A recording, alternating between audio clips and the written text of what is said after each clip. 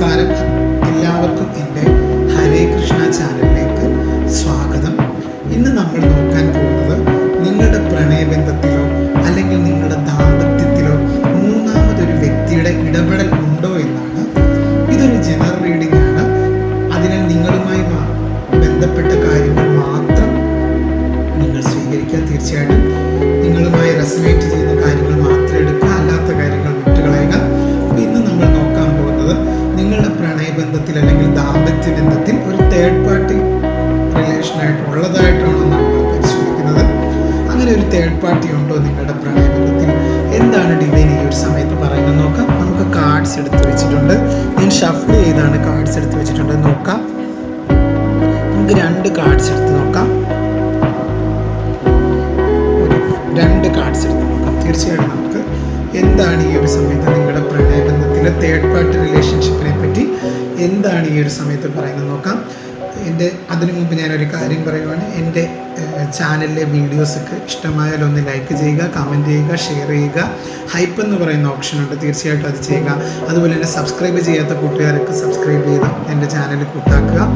ഇതിലൊരു tarot card reading. Tarot card reading law of attraction അതുപോലെ തന്നെ ന്യൂമറോളജി ബന്ധപ്പെട്ട കാര്യങ്ങൾ മാത്രമാണ് വരുന്നത്. തീർച്ചയായിട്ടും നിങ്ങളുടെ എല്ലാവരും സ്നേഹം ഉണ്ടാവണം, ഇനിയും ഉണ്ടാവണം നിങ്ങളുടെ സ്നേഹവും സപ്പോർട്ടും ഒക്കെ. അപ്പോൾ തീർച്ചയായിട്ടും നമുക്ക് ഇന്ന് റീഡിങ്ങിലേക്ക് കിടക്കാം. അപ്പോൾ ഇന്നത്തെ റീഡിംഗ് എന്ന് പറഞ്ഞാൽ നിങ്ങളുടെ ബന്ധത്തിൽ, പ്രണയബന്ധത്തിൽ അല്ലെങ്കിൽ ഒരു ദാമ്പത്യ ബന്ധത്തിൽ ഒരു തേർഡ് പാർട്ടിയുടെ ഒരു സ്വാധീനമുണ്ടോ, ഒരു തേർഡ് പാർട്ടി ഉണ്ടോ, മൂന്നാമതൊരു വ്യക്തി ഉണ്ടോ എന്നാണ് നമ്മൾ പരിശോധിക്കുന്നത്. അപ്പോൾ ഒന്നാമത്തെ പൈലെടുത്ത് നോക്കാം. ഒന്നാമത്തെ പൈൽ എന്ന് പറഞ്ഞു കഴിഞ്ഞാൽ ഇവിടെ ഒരു 7 ഓഫ് സോഡിൻ്റെ എനർജിയാണ് വന്നിരിക്കുന്നത്.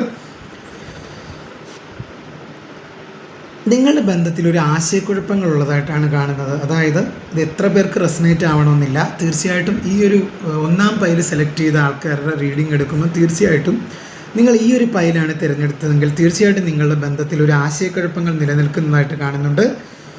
അതായത് നിങ്ങളുടെ പങ്കാളി ചില കാര്യങ്ങൾ നിങ്ങളിൽ നിന്ന് മറച്ചു വെക്കുന്നതായിട്ടാണ് ഈ ഒരു നിമിഷം കാണുന്നത്.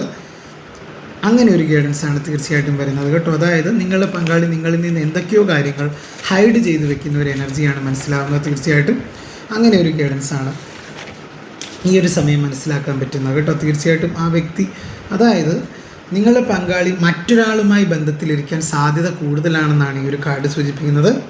എന്നാൽ അത് നിങ്ങളിൽ നിന്ന് അതീവ രഹസ്യമായിട്ട് സൂക്ഷിച്ചിരിക്കുന്നതാണെന്ന് ഈ ഒരു കാർഡ് സൂചിപ്പിക്കുന്നു. ഇത് എത്ര പേർക്ക് റെസൊനേറ്റ് ആവണമെന്നില്ല. തീർച്ചയായിട്ടും നമുക്ക് നമ്മുടെ ലൈഫുമായിട്ട് ബന്ധമില്ലാത്ത കാര്യങ്ങൾ, ഇതൊരു ജനറൽ റീഡിംഗ് ആണ്, നമ്മളുമായിട്ട് ബന്ധമില്ലാത്ത കാര്യങ്ങൾ നമ്മൾ വിട്ടുകളയുക. നമ്മുടെ സാഹചര്യം എന്താണോ അത് വിലയിരുത്തി ഈ ഒരു റീഡിങ് കേൾക്കുക കേട്ടോ. തീർച്ചയായിട്ടും അങ്ങനെയാണ്.